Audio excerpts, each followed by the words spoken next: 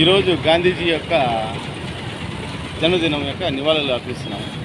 ఈరోజు గాంధీజీ యొక్క జన్మదినాన్ని ఐక్యరాజ్య సమితి 2007లో అంతర్జాతీయ అహింసా దినోత్సవంగా ఎదుగుతుంది. అంటే international day of non violence డేగా ప్రకటించింది. 2007లో గాంధీజీ యొక్క జన్మదినాన్ని international day of national non వైలెన్స్గా పెట్టింది.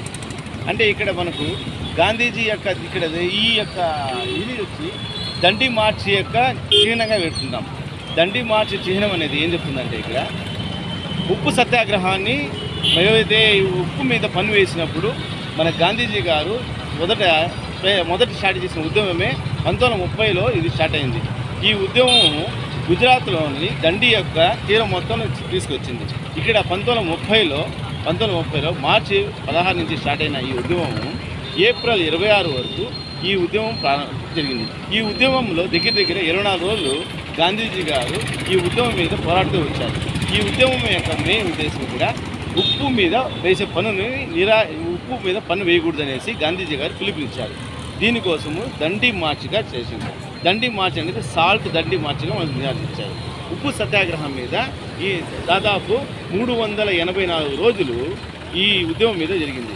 గాంధీజీ యొక్క మెయిన్ సిద్ధాంతాలు అహింస, సహాయ నిరాకరణం.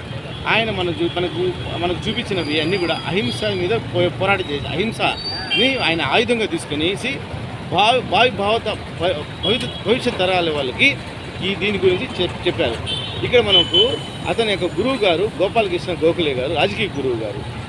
ఆయన రాసిన బుక్ వచ్చి ఆయన రాసిన ఆటోబయోగ్రఫీ అనేది ఆయనకి the story of my experience with the truth అనే దాని మీద ఆయన యొక్క ఆటోబయోగ్రఫీ ఉంది. ఆయనను ఐక్యరాజ్య సమితి 2007లో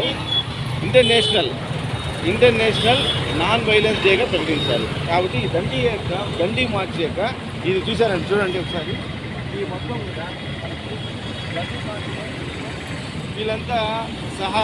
వీళ్ళందరూ కూడా ఇక్కడ ఉన్న వాళ్ళందరూ కూడా ఏం చేశారంటే, అందరూ కూడా వాలంటీర్స్. అంటే ఇక్కడ వాళ్ళు చేసేదంతా, ఇక్కడ జరిగిందంతా దండి మార్చిలో వాళ్ళు దగ్గర 84,000 మంది పాల్గొన్నారు.